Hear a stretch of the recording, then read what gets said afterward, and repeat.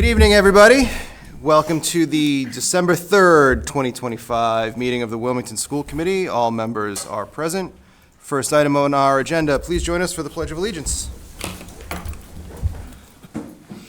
I pledge allegiance to the flag of the United States of America and to the republic for which it stands, one nation, under God, indivisible, with liberty and justice for all. All right, thank you very much. I am excited to have joining us this evening representatives from Wilmington Middle School for the middle school report, Adriana Iantilli and Mia Vargas. Good evening. Welcome. Thank you for being here. Thank you for having us. This year, the Student Council has been off to a busy start. We have already demonstrated our dedication to making Wilmington Middle School a fun, safe learning environment. So the first thing that I'm going to talk about is the 6th grade dance. So we had our 6th grade dance on October 30th, and all the 6th graders enjoyed pizzas and snacks, and the DJ kept tunes going the entire time, and the kids never left the dance floor. That was a very great night for them. Yes, Spirit Week, it was one of the best weeks ever. Spirit Week was kicked off with Tuesday with our traditional blue and white day. Then Wednesday was student, teachers, staff swap day. When the students dressed up with as the teachers with suits, sweaters, and the teachers wore comfy clothes, hoods, and AirPods looking like us. And then on Wednesday, I already said Wednesday. On Thursday, we wore, we wore clothes just as the first letter of our name, so that was really fun. And then the cast of Bikini Bottom came as, on Friday for costume day. So advisory still continues to be a great place for students to make connections and talk about anything they really need to. One of our favorite highlights and our recent highlights was door decorating. They did a wonderful job with this, and the winners made an abandoned fortune teller booth, a Ghostbusters, and a Frankenstein witch selfie door. The students, we also made thankful feathers in advisory. The Student Council, which is us, we have hung up the thankful feathers in the lobby with little turkeys, and it's really fun to see that come together. Homework club is still here. Students come to this club to study, complete homework, and work with the other students. This is really a great place to just do it, do whatever you need to do before you go home. Art club is still going strong. It's every Thursday and Tuesday this year. Miss Wolf is working on cyanotypes, and this is to make things that are meaningful to you. So you take things like feathers or jewelry, and you put them on this special piece of paper with a clear glass sheet over it. You leave it out in the sun for 30 minutes, and then when you go back inside, you put it in water, and it'll stain everything that you left with it. And so it'll stay there forever, and it's really cool. It's also out in the lobby. Miss Gill is working on this 3D dot project where you take paint and you just make little dots, and it's really creative. This year for Drama Club, it's been really great. We're doing Shrek the Musical, and over 70 kids have joined the Drama Club this year just to act. This has been one of the largest numbers so far for the Wilmington Middle School Drama Club, and we're still continuing to use this stage, the high school stage, which has been a huge upgrade and success. The first rehearsal was on November 18th, and the next rehearsal is tomorrow. Project 351 has not been off too many things going on, but they have chosen an ambassador, which I'm not going to say. But she definitely embodies all of our core values and what Project 351 needs. We are all very happy for her, and soon she will be starting her ambassador's duties. In Robotics Club, the WMS Robotics Club empowers children to embrace engineering and STEM. They teach the kids programming, 3D printing, and building. They also start raising money at the STEM fair and donations by selling 3D printed items. Every year they participate in the newest FTC game. This year the game is called Decode. The goal is to build and program a robot that can launch wiffle ball-like objects into chambers on the other corner, called artifacts that get ejected into chambers on the corners of the playing field. They have 2 teams participating this year, Apollo and Artemis. Both teams have been able to drive a robot around, but they're working on the launching mechanism. And they have engineering notebooks that they record every week what they're doing. Oh. And the D&D club, it's brand new. It's called Dungeons and Dragons. They play. The club is great for beginners and pros. They learn how to play beginners, and pretty much you just roll some dice, gather around tables, and have as much fun as they can. They meet on every Tuesday, and there are 3 groups with at least 1 student leader in each group. They all have at least 1 storyteller too, called the Dungeon Master, who creates these fantasy stories they play in. The club is ran by Dr. C, one of the tech ed teachers. Thank you. Thank you, guys. Thank you so much. Thank you. Very much. No comments? All right, the next item on our agenda is the Massachusetts Association of School Superintendents Academic Excellence Award, presented to Will Poyant by Dr. Thompson. Dr. Thompson. Yes, thank you very much. It's my pleasure serving as the superintendent here in Wilmington and through the Massachusetts. Will, you want to? Come on down, Right Will. up there where it says guests, we can have you on camera, Will. Representing the Massachusetts Association of School Superintendents, they have designed this award for academic excellence. These awards will be given to high school students who have distinguished themselves in the pursuit of excellence during their high school career. So now I get to talk about you. You can get a little nervous here, okay? You ready? All right. Will Poyant is has made outstanding contributions to Wilmington High School and the community. As a dedicated scholar, he has excelled in a rigorous honors and AP curriculum, earning a 4.23 GPA, and recognition as a top student in mathematics and consumer science. An accomplished athlete, Will has played on 3 varsity teams and captained both the JV and varsity basketball team. His love of sports extends beyond the court. He coaches youth flag football, referees recreational basketball, and assists in local basketball clinics. Will also gives back through volunteer work at his church, helping elderly neighbors and supporting veterans through WHS's Local Heroes Club. Balancing these commitments with 2 jobs, he exemplifies integrity, leadership, and an exceptional work ethic. The 2025-26 Massachusetts Association of School Superintendents Certificate of Academic Excellence is proudly presented to Will Poyant.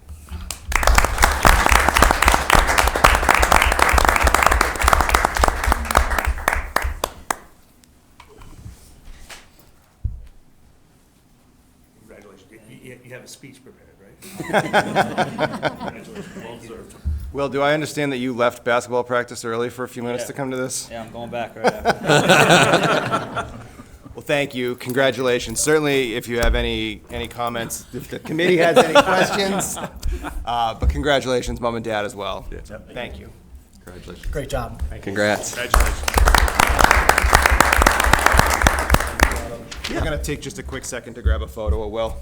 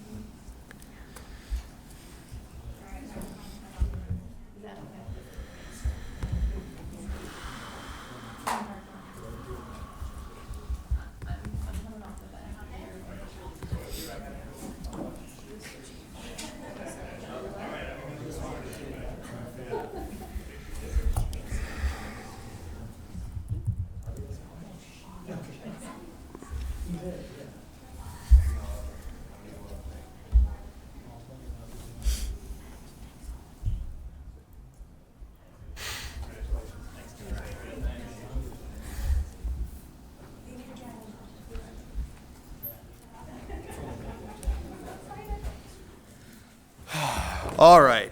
Continuing right along and taking our consent agenda with no objection slightly out of order, we have approval of the Wilmington High School Marching Band Florida field trip for November 2026 because Mr. Ferrara is here.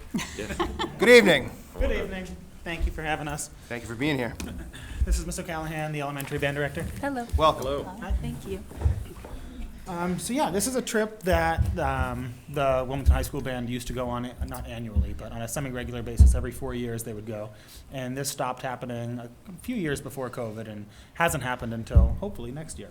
So I'm hoping to resume this tradition, going every 4 years where students would, any student in the high school band would have at least one opportunity to go during their high school experience. So when planning this trip, we both kind of mirrored what the trip was in terms of educational value from when I was in high school, which the two biggest aspects were march. So for a marching band, we are going to march. In this case, I'll talk through the itinerary in a minute, but through the Magic Kingdom parade. And then the other half of it is a workshop with Disney musicians where they actually record you, video and audio playing whatever the track is they decide that day with other Disney instrumentalists, and you get a track at the end of you playing along with Disney and soloists on top of you. So that's kind of the two educational musical aspects of the trip. Our plan would be to leave on Saturday, November 7th of next year, and return on Tuesday, November 10th. So for high school students, that would be 2 missed days of school, 1 blue day, 1 white day. And the parade would be on that first full day there, the Sunday, and the workshop the following day, the Monday, and then we'd fly back the Tuesday. And that's kind of the basic itinerary. I have a few copies if anyone wants to look through it. Anyone want a copy? I can pass them a couple directions. And send one more down. Thank you. I have 2 more if anyone wants them.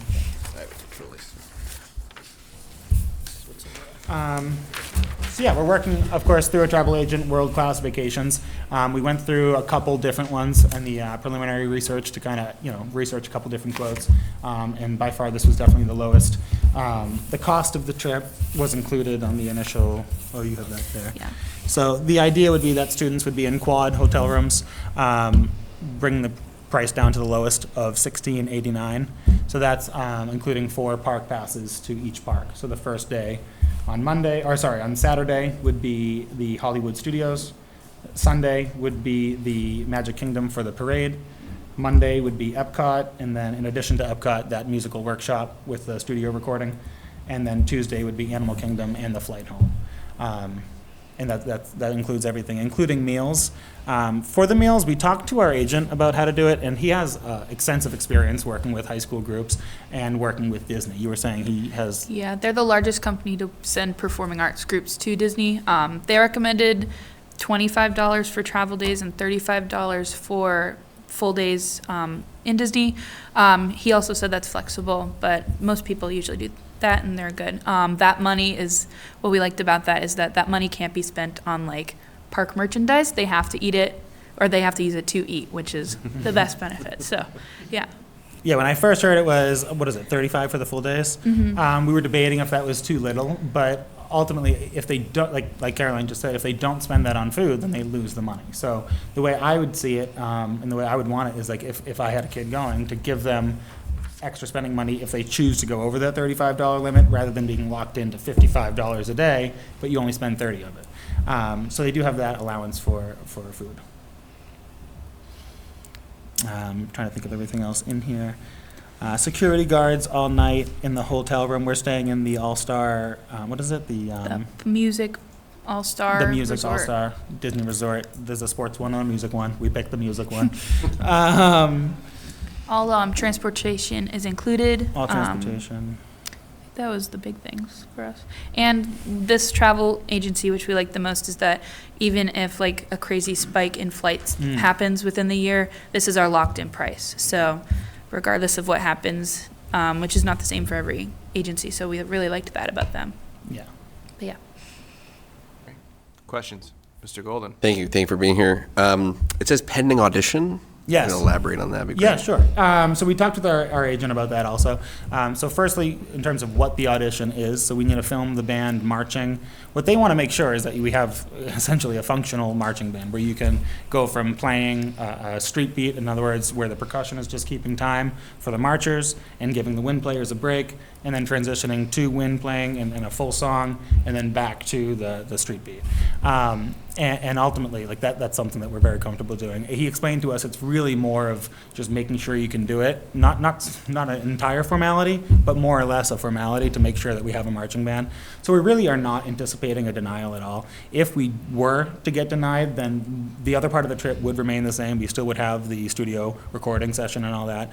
And then Caroline said that you were talking with Matthew, our agent, about different performance opportunities that are available in Disney that wouldn't be as either rigorous of an audition or possibly no audition. And he also said that if we were to get rejected, it's not a harsh rejection. We can send in more videos, or since they work so closely with Disney, that they have those connections to help us move that process along. So. Cool. I have faith. Yeah. Thank you, Mr. Golden. Other questions, comments? Okay. Hearing none, I would entertain a motion to approve. Actually, I have a Please, Mr. Schreiber. question. So the cost is high because, of course, it's flights and hotels and Disney park passes and so forth. Right. I mean, do you anticipate any issues with getting, the whole band there? I don't know how it worked in the past. Yeah. Or again, what kind of opportunities there were to augment. Yes. Just families, being able to afford this, because it seems that it really is something like, God, you just want the whole band Right, to be there. 100%. Yeah, Because obviously not just for kids who wouldn't be able to go, but for everyone who is there. Right. That it's not your band if you don't have all your people and Exactly you're not putting right, on you're putting your best foot forward. No, I'm glad you brought that up. Yeah, so the price, of course, the sticker price is high for sure. We were talking to band parents about the possibility, our booster group, about possibly this trip in the past, and they're prepared to really step up with additional fundraising on top of what they already do to help bring the entire cost of the trip down for the band. In addition to that, we've explored different fundraising options where students can help pay their own way, in addition to just different things that we can do as a band fundraiser separate from the booster group. So that's the first part of it, is just trying to bring down the cost for everybody to make it a little bit more affordable. And then the second half of this is band parents, as always, have volunteered to fully pay for the cost of any students who cannot attend. I mean, if we talked about this at the last meeting, at a sticker price this high and with the number of attendees in the band pushing 100, that becomes unrealistic at a point. But ultimately, based on the other trips that we've taken historically, I don't anticipate a giant number of scholarships needed. And so based on kind of what I've seen for band camp and ski trips and things like that, I think band parents would be fully prepared to handle any scholarships needed. Yeah, thank you. Thank you. That actually raises an interesting question. The number of students on here is approximately 100. Is that roughly the size of the band that as currently constituted? Right now, we have 84, but I'm looking to grow to closer to 100 for next year. Okay, Yeah. so that sort of takes into account that potential growth too, so. Exactly. Okay, great. Actually, just Yeah, one more follow-up. please. Is this, would this be only for high school students, or is this including sub-freshmen? That's a good question, too. Right now, in my mind, it's only high school students. And that kind of adds on to the whole every 4-year plan. If we're going to do this, continuously, it doesn't give any student a chance to go twice. It's one time for everyone. I think the only reason we would ever entertain sub-freshmen is if unprecedented number of students in high school decide not to go. And honestly, I think my first reaction to that would be to reconsider the trip before, if a giant number of students are not attending, I think I'd more consider whether or not this is the right choice and less likely invite 8th grade. So I would say there's about a 10% chance of sub-freshmen attending. But really, I'm looking for this to be a high school trip. All right, other questions, comments? Thank you. Mr. Turner, I think you were ready to make a motion. Move that we approve. Second? Mr. Golden, all those in favor?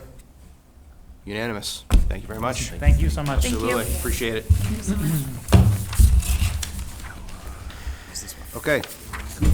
Excuse me, continuing on with our consent agenda, we have approval of minutes, November 5th, 2025, and then the 2 special sessions, November 17th and November 19th, 2025. Is there a motion? Dr. Bryson, second. Mr. Golden, all those in favor? Unanimous. We have approval of policies, second read, IKF, IKFE, JH, and IHAIA. Sorry, I wrote over it. Is there a motion? Mr. Ragsdale, second. Dr. Bryson, all those in favor? That's unanimous. Thank you.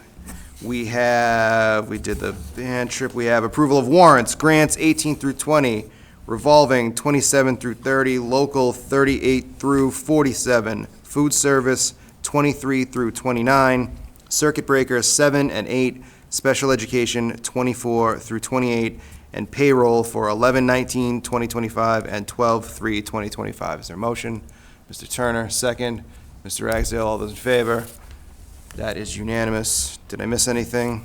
Just a Go ahead. quick comment. Yep. Just want to note, since we just reviewed the warrants, how smooth the transition has been, and the warrants kept flowing as they have. And so thank you, welcome again, and thank you. Thank you, And, Mr. Simmons. Yes. I'll note that Mr. Turner is referring to the back of the room where Mr. Ruggiero is hiding. Concluding the consent agenda brings us to the superintendent's report. Dr. Thompson.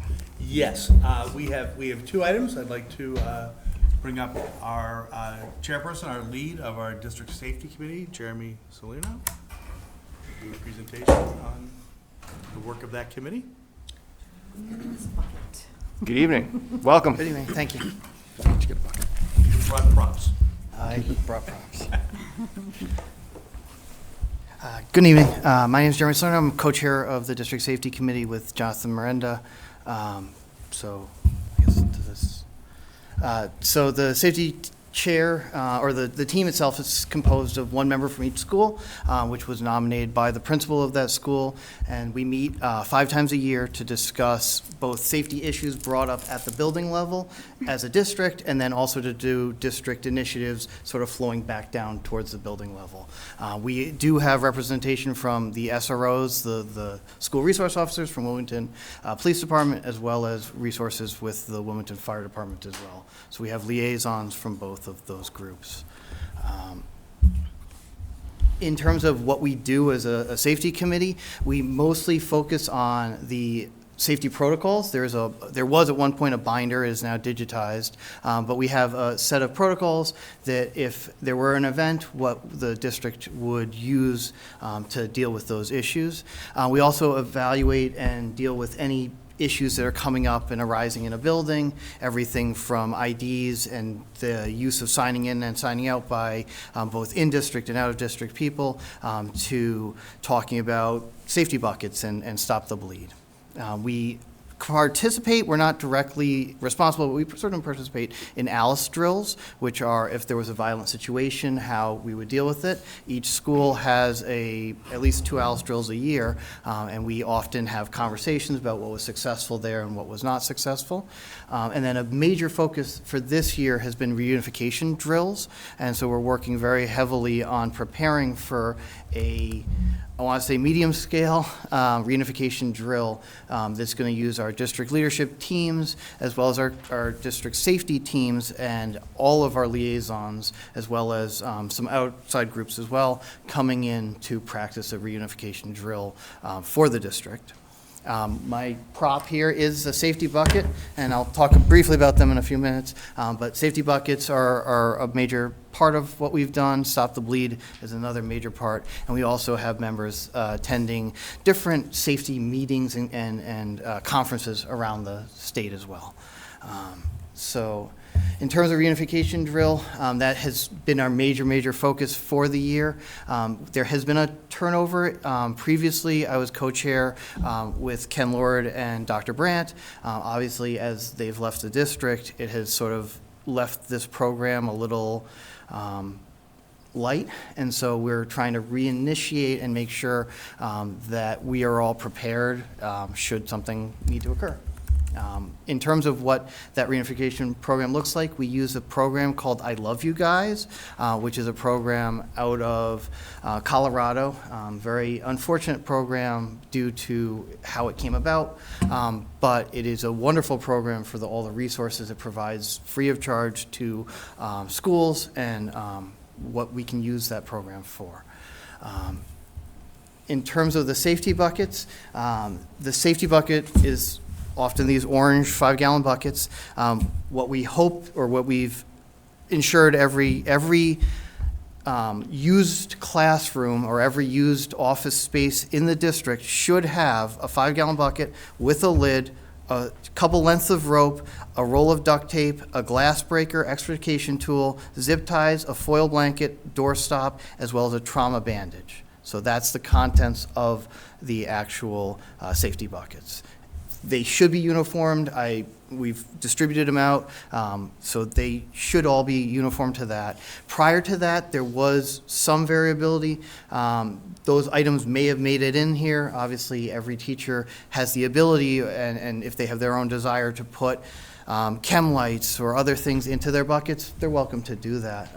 But the things that we've provided are those. In the previous years, one of the things Dr. Brandt and Mr. Lord focused heavily on, and we were strongly encouraged to participate in, is Stop the Bleed. This program, I don't think, gets a lot of excitation around it. I think actually people are generally a little nervous around the concept of Stop the Bleed. In essence, it's basically CPR except for trauma. So if somebody's bleeding, how would we deal with that bleeding? Mrs. Brown in Health Services has been exceedingly helpful in sharing the responsibility, and we've helped develop the Stop the Bleed program here at Wilmington. It was here originally, but then sort of died out for a few years, and we've sort of resurrected it. Mrs. Brown has secured 60 different Stop the Bleed kits that have been distributed out across all of the different schools, which is an incredible resource for us to have. And we're working on training staff who are interested in the program.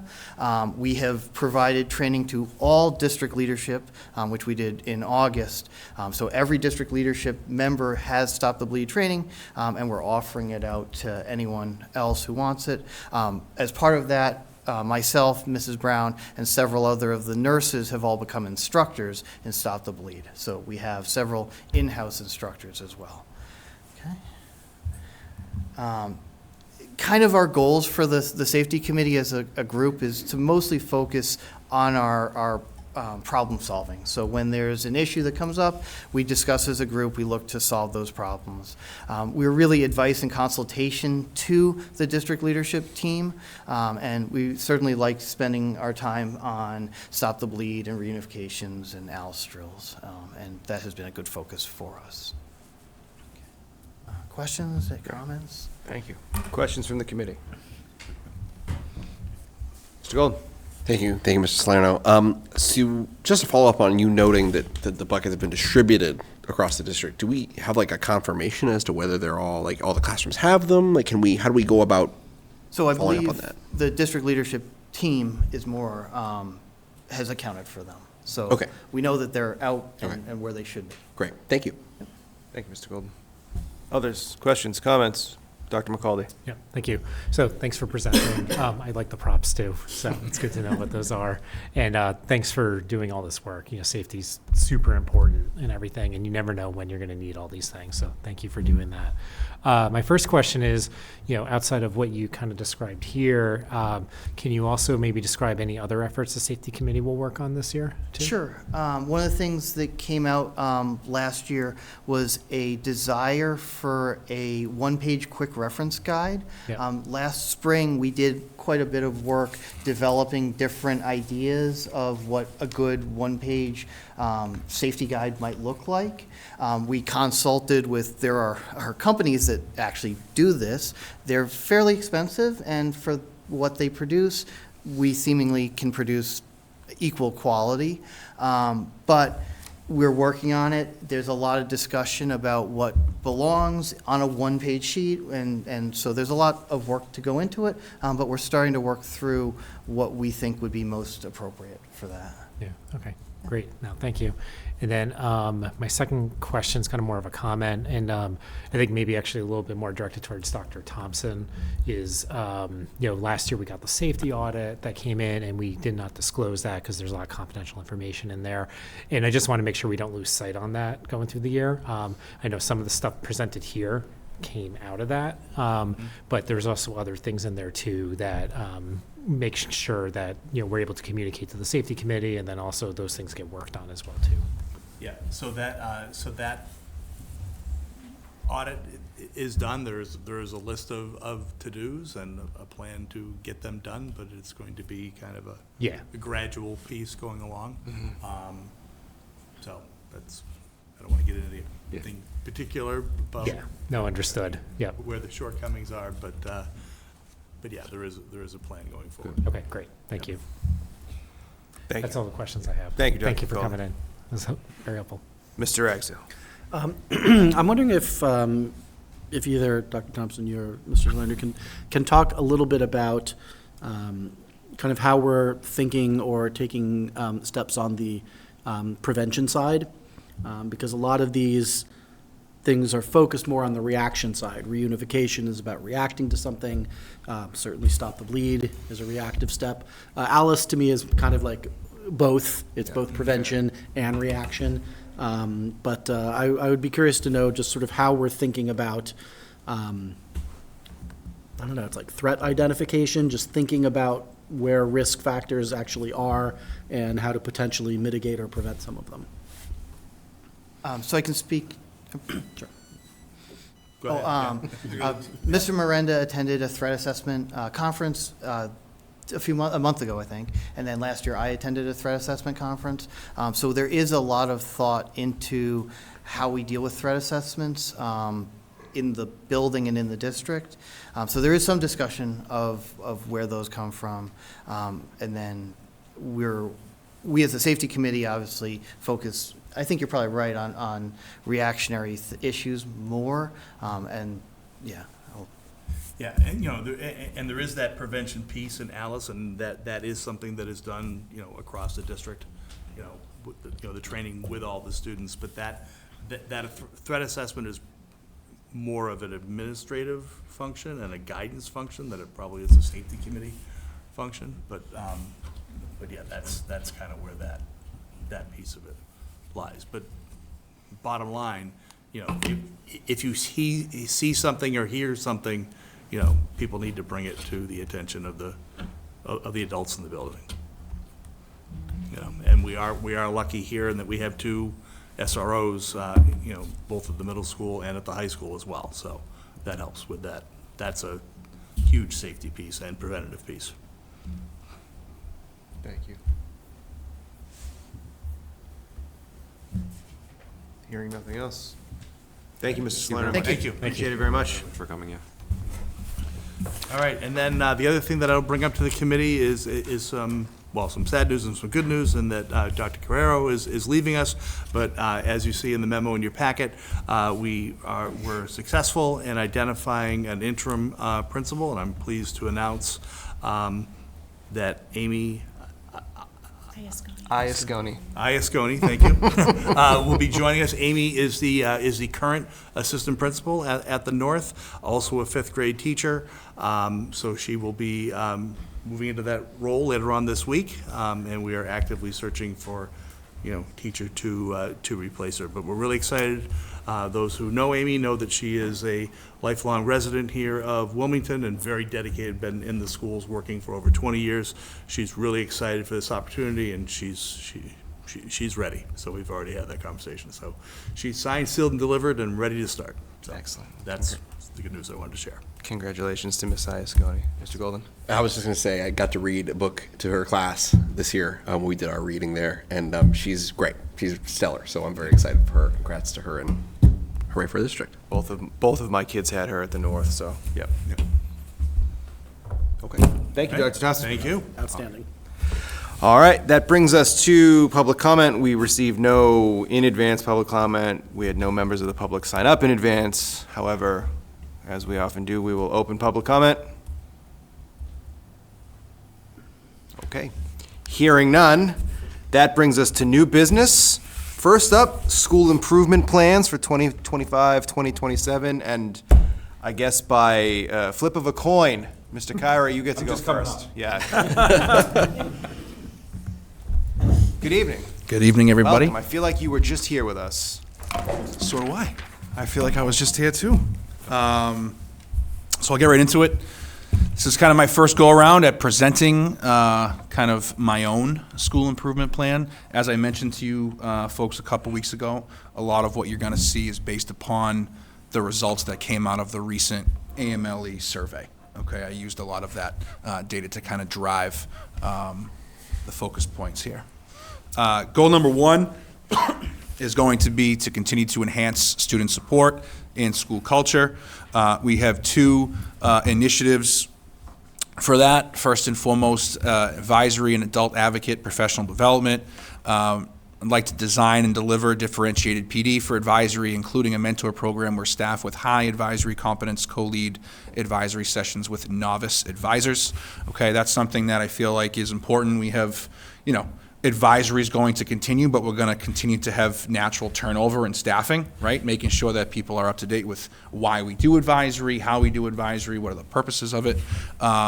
We no longer have a established advisory committee, but I've recently kind of appointed one staff member who was formerly on that committee to be our advisory go-to person. So going to be leaning on her a little bit to kind of start this stuff up. And then this was something in particular, the second initiative came directly from the AMLE survey, implement trauma-informed practices. Feel like it's incredibly important for us to provide some school-wide trauma-informed practice training for all staff, teaching and non-teaching, to find clear roles for non-counseling staff on navigating trauma-related needs, including how and when to engage counseling staff. I have plans for March CIT Day to have staff get an initial training on this, potentially from someone who I have a lot of respect for in district. I'm not going to name her yet, but just in case it doesn't work out. But I have my thoughts on that. I think that it will be great. And then we would try to do a follow-up refresher kind of year in, year out again to help with staff turnover. I know that there may be a question as to how do these two initiatives necessarily correlate to enhancing school culture.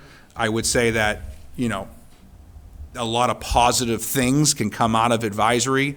And whenever there's something positive, to me, you guys know that's been my kind of MO from the beginning.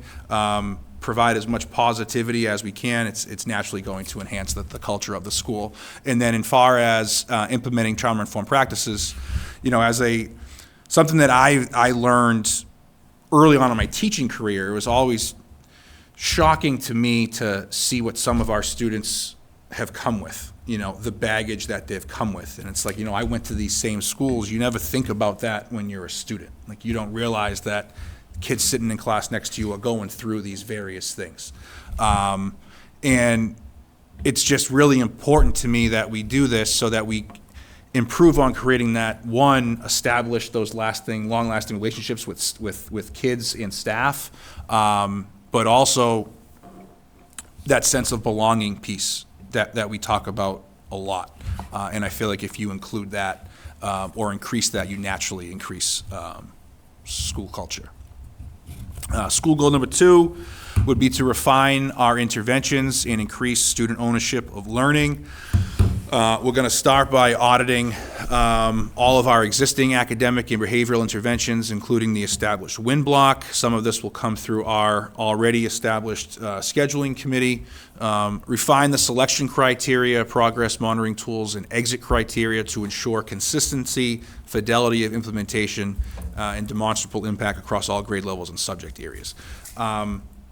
We have some quality interventions at the middle school. Like we really do. It's been nice to hear Mr. Murray, our new assistant principal's perspective, who's worked at a couple of middle schools in the area, and he's commented, whether he's just saying it to be nice, I don't know, but he's commented that compared to some other places that he's been, we're in really good shape as far as the interventions that we have in place already, which is great. We need to work on improving the ones that we have. I've talked at length with Christine Elliott about WIN block. We right now we currently have WIN block every day for all students at 45 minutes a day. There's a lot of research out there that suggests that's probably too much intervention and that we should maybe narrow that down to a 25 to 35 minute window. doing things like that. I'd like to see our intervention offerings such as reading and math lab become more fluid, where kids can kind of go in and out as we determine they need it and don't need it. Right now, those kids are kind of scheduled on a semester basis. So if they're in it for semester one, they're in it for the entirety of semester one. And obviously, I think a big part with the selection criteria, I've talked about consistency before. We've depended largely upon teacher recommendation for kids that need the intervention, which is great. They're very diligent, they work hard, they try to do it. But I'm not necessarily sure they're all using the same criteria. One teacher in one house might think that one kid at a certain level is worthy of needing intervention, where that same kid in a different house, teacher may not deem that necessary. So streamlining that, so there's the consistency piece. Obviously, we want to ultimately implement some more additional targeted interventions based on the audit. We will identify and implement one additional evidence-based intervention for both academic and behavioral support. For example, a special executive function curriculum or a targeted check-in, check-out program to address identified gaps in the existing tiered system.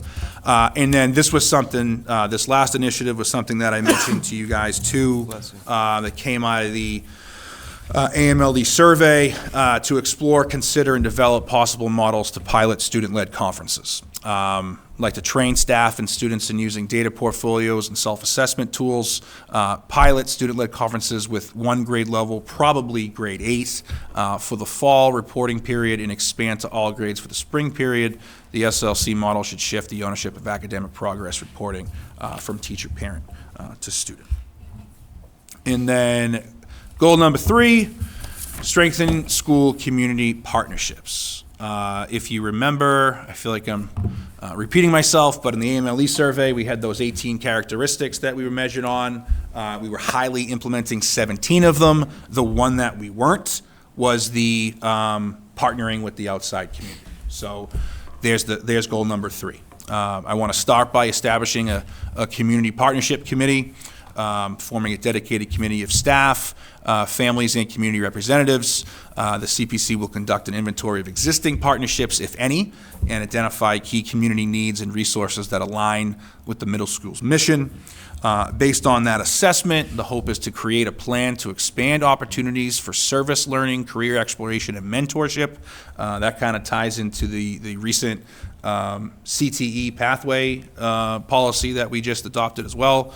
Plan must specify measurable management targets for local businesses, nonprofits, and town departments. And then lastly, provide professional development for all interdisciplinary teams on how to embed service learning projects into the core curriculum, hoping that at some point each team must design and implement at least one service learning project per year that involves a local partnership identified in the strategic plan. So feel like there's some of that going on already with the kind of relatively new curriculum in civics with 8th grade. Some of our 8th grade students and staff are kind of used to some of those, broadening that to the entire student body. And that's it. And that's the best looking middle school admin in Massachusetts. Questions? Most modest too, I hear. Incredibly humble, yeah, incredibly humble. Thank you, Mr. Kyra. Yes. Questions from the committee? Dr. McCauley. Sure. So thanks for the nice overview.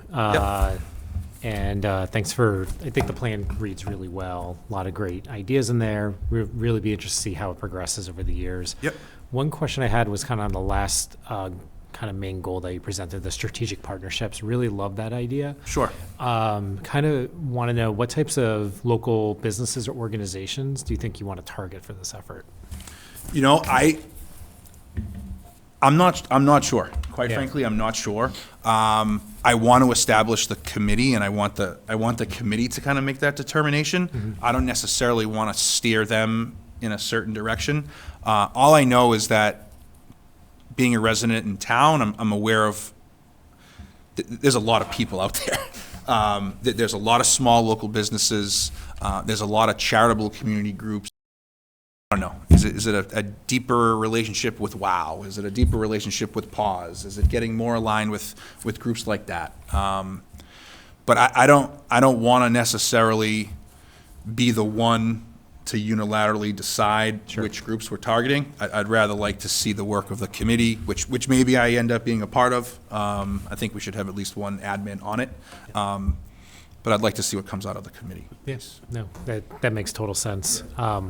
Yeah, one thing I was thinking of to maybe also add in consideration too is, Wilmington has a very large industrial base. 100%. So, everyone knows analog devices, but if you go around like where Target is, there's a lot of businesses Charles up River, there. and down Ballardvale and Andover Street. Yeah, there's a lot of great industry Yeah. in town, for sure. So, I think that'd be something. And then also, I know the high school's thinking about that too, like to consider reaching out to Great minds organizations like think that. alike. No, I mean, we've had local businesses, in the past come in and help with different things for like tech ed classes. Yeah. Bringing those types of things back, Yep. which we haven't done. No, that would be an idea too. Yeah, okay, great. Thank you. Yeah. Turner, then Ms. Lord.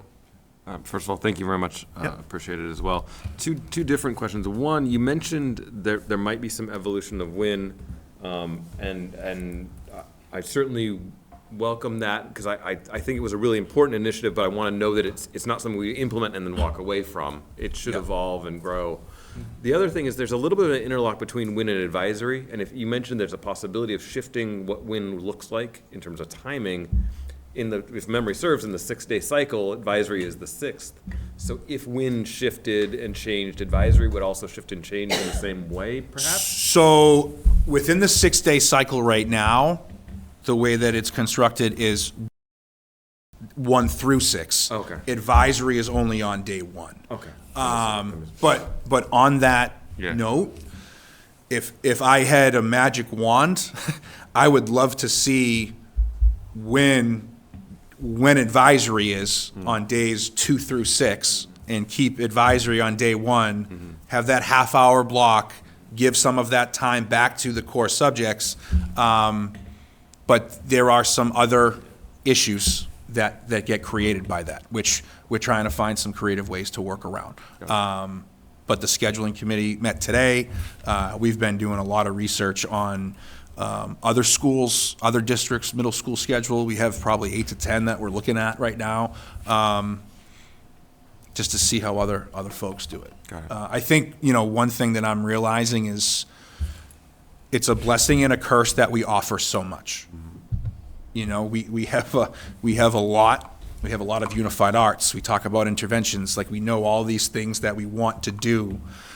We want to have as much time on learning as possible.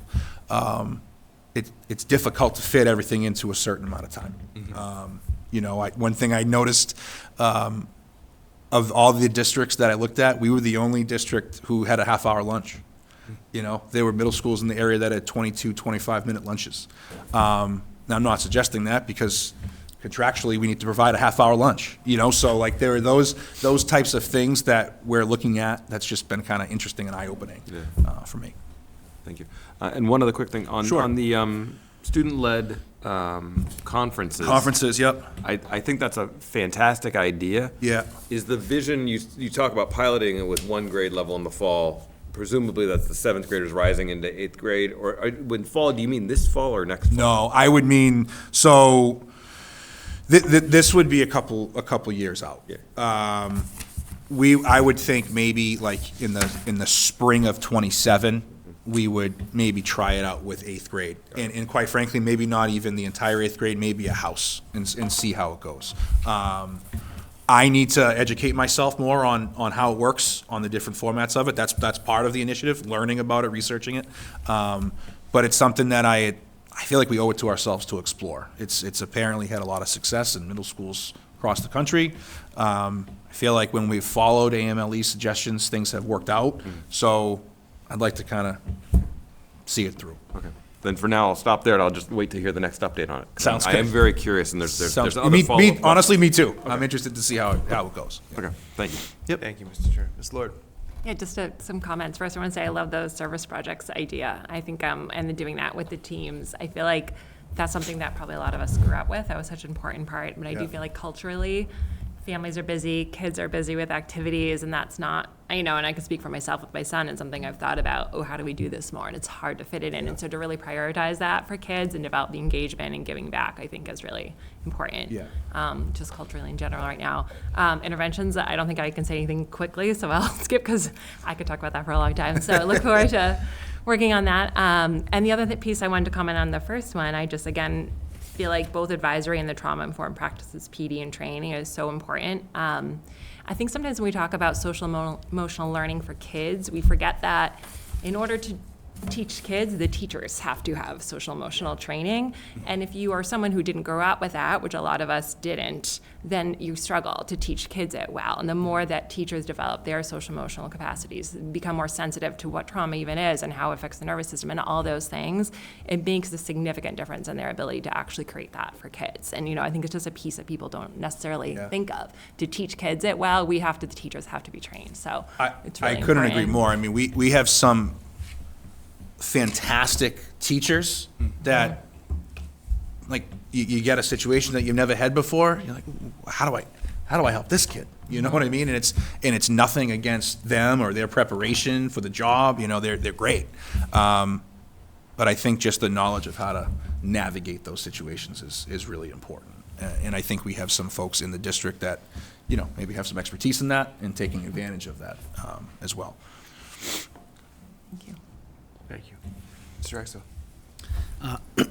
One of the things I like about these goals and the way that they've been framed is that there's a real evaluation aspect of them, evaluating what we're doing and then looking for opportunities to refine. Kind of echoing a little bit what Mr. Turner was saying about advisory, that you don't just implement advisory and just say like, well, we implemented that recommendation from the report and check that box, and just like, all right, done and done. Yep. That it's like, all right, we implemented that, and now we have a few years of experience with it, and let's review and see how it's going and how we can improve it, rather than just kind of let it ride. And there's a temptation with a lot of initiatives to not revisit them, that you do something and then you don't necessarily go back to it and really ask, should we continue to be doing this, or should we continue to do it but do it a little bit differently? And so I like the reflection that's involved in I mean, I think that's kind of in education, right? Like, I feel like oftentimes, I used to frustrate me as a teacher, and I'm sure it frustrates staff now from time to time, when there's the buzzword, there's the focus for a year or two, and then all of a sudden it goes away. Like, where does the stuff go? So I appreciate you noticing that. Like, we want to refine the things that we're doing. So the wind block was the other example. Wind block's a great example, and I have tried to be as transparent as possible. Wind block, when it was rolled out, probably wasn't rolled out great, right? But I feel like we have made a considerable amount of improvement every year. Certainly still room to grow, but that's what we want to do. And then I think in the second goal, the idea of sort of auditing the tiered interventions and looking carefully at, like, well, what kind of interventions are we currently providing? And again, do we want to continue doing them? It's really hard, and this is not just true in education, but almost everywhere. It's really hard to stop doing something that you started doing if there seems to be some value to it. But in the end, you can't do everything. And so you really do have to ask, is there maybe something different that we should be doing instead of this, even though this seems good in itself, and even if this is helping? And so I think, again, that really kind of looking hard at, what we're providing, and is there something else that might be more effective? My question is, because sort of this is a two-part goal, that to audit and refine the tiered interventions, and then to implement one new one. So there's the new evidence-based practice. How do you see? Are you determined to make room for a new potential intervention or a new practice?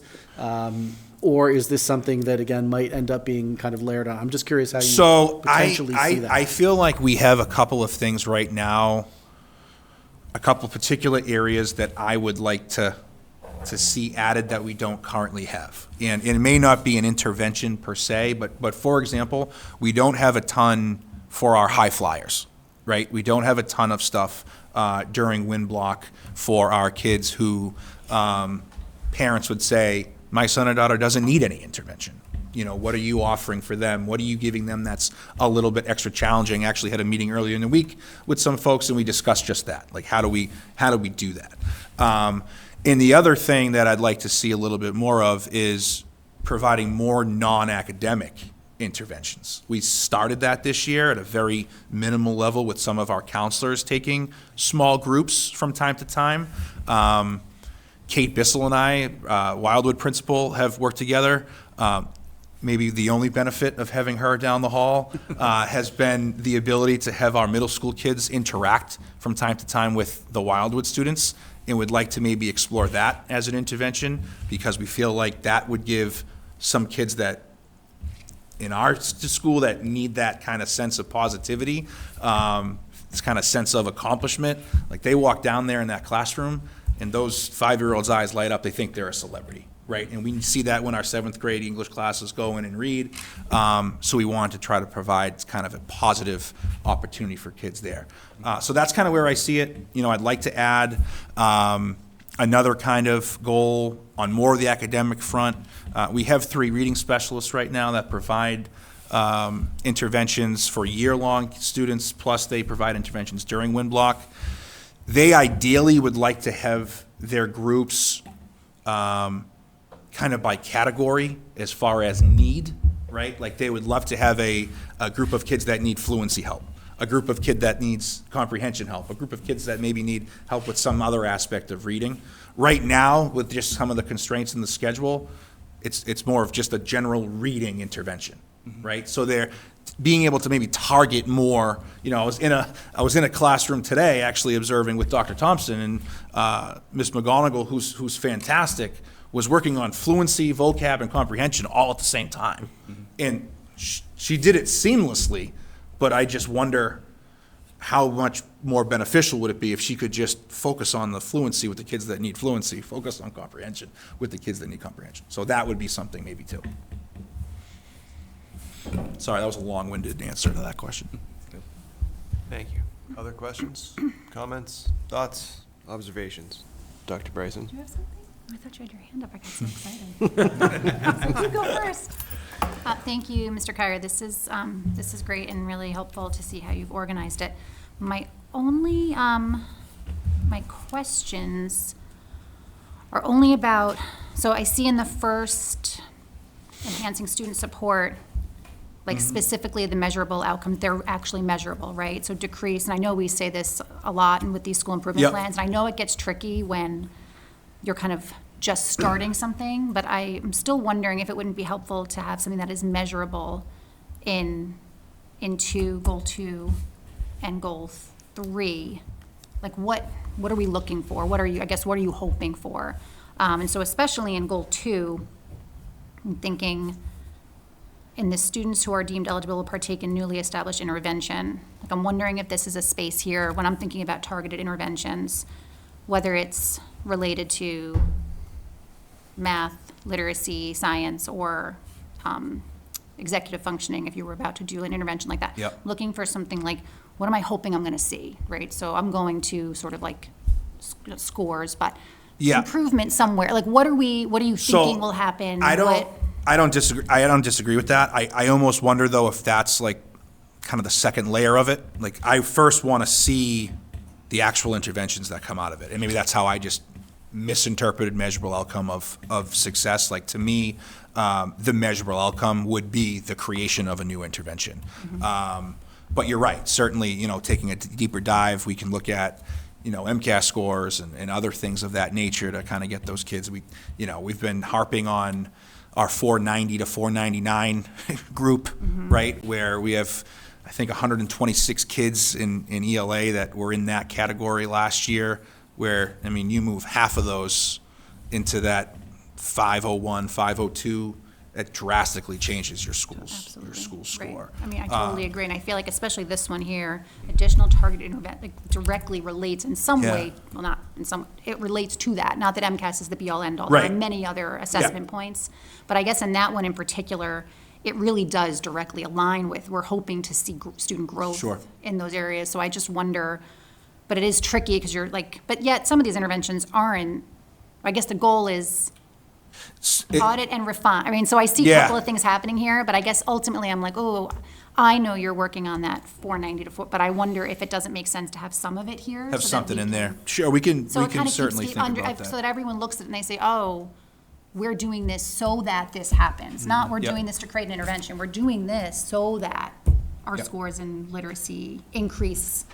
We're hoping to catch that group or whatever it may be. So I don't know exactly how to word it, but Yep. it's just something that kind No, of, we that was the can- one area, that particular one, because I was like, this is directly related to student growth. We can think about that for sure. That was just Yeah. something. Excuse me. Thank you very much. That's all Yep. I have. Thank you, Dr. Bryson. Other questions, comments, thoughts? Closing statements? Going home. Going home. I gotta see what holiday movie I'm watching tonight. All right. All right? Thank you, Mr. Kyra. Thank you, guys. Take Appreciate care. it as always. All right, not to be outdone, the high school school improvement plan with Mr. Gendron. Good evening. Hello, everyone. Thanks for being here. Thanks for having me. There you go, yep, on the right, there you go. You in there, Jackson? Hey. At the very end. Very right. See ya. All right, good evening, and thank you for inviting me to present the school improvement plan for school years 26 and 27. There's so much positive momentum at WHS, and tonight's a chance to highlight where we are headed and the important work plan for the next 2 years. As you've noticed, we started with a photo of this year's seniors at the Senior Sunrise. It's a newish event in August where, actually, better yet, why don't you tell them about Senior Sunrise? There you go. I mean, it was fun. It was early. I think I got up at like 5, I think. I don't remember. But it was still cold out. You can kind of still see like the fog in like the background. It was really cold. But then we went to IHOP after, so it was nice. Are Yeah. you at the high school? Yeah, we're on the Baseball field. softball field. Okay. So like so it's like over in that direction. So And so that was actually a student-generated idea, I think the year prior, but this was our largest group to participate. And I think it highlights some of the community and optimism and positivity before the school year had even started. And I think it's a great reminder of why we're here. So I'll start with the overview of the school improvement plan. The first goal is really talking about strengthening instruction. The second goal primarily focuses on continuous improvement of curriculum. And then the third goal is based on expansion and improvement of the new but continuing to evolve multi-tiered systems of support. All right, so the full first goal is to strengthen the consistency and effectiveness of instructional practices through a focus on collaborative reflection, feedback, and professional learning. The first initiative tied to this is establishing and empowering a WHS instructional leadership team, or ILT for short, to promote best instructional practices.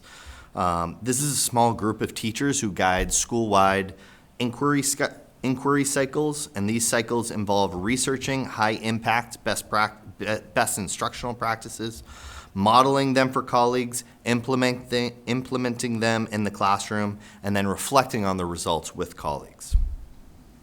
Initiative 2 focuses on increasing the volume and variety of instructional feedback, not relying on only the traditional evaluation and feedback process, but to implement administrative joint walkthroughs, administrators walking through classrooms together and then reflecting on their observations, as well as staff peer visits, where colleagues are visiting one another for non-evaluative feedback and collaboration.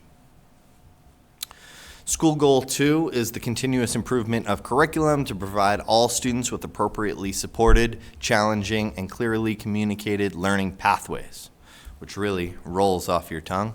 The first initiative is to strengthen existing curriculum with additional scaffolds and extensions to ensure all students are both supported and challenged. You might recall that based on our NEASC accreditation, having curriculum maps in a consistent format for all courses was like one of our hanging to-do items. In our 3-year update, that was deemed achieved. And so all of our curriculum is in a consistent format for all classes, and NEASC has checked that off our list. At the same time, we can continue to strengthen it by building in scaffolds in places that students frequently need assistance support. And important to me that we build in extensions so that students who can perhaps hit the grade level benchmark quickly have next steps built into the lesson, built into the curriculum to continue and enhance their learning, which I think you just heard Mr. Kyra talk about a little bit. Number 2 is to establish and execute a WHS curriculum review cycle to organize systematic review of curriculum resources. We have one in place that Christine Elliott has been super helpful with. At the high school, as you've seen with the program of studies, there's kind of like 2 curriculum reviews happening. In a sense, each course at the high school is like its own area of curriculum. And so often the courses get thought about on a year-to-year basis. We want to include a more holistic view of a department each year and look at maybe one large department and one small department per year to do more of a program review to see if all the courses and all the parts of that department are coherent and make sense. Initiative 3 is to formalize and communicate specialized pathways. 2 that we anticipate to go into effect this year are the Innovative Career Pathways. That's a grant-funded or grant-supported program through the Department of Ed, as well as an accelerated math sequence, which is a new combination or sequence of classes to progress through our math curriculum with the intent of preparing students for higher level math than we currently are placing students. And the World Language and Social Studies Department are exploring something along the lines of a global citizenship certificate.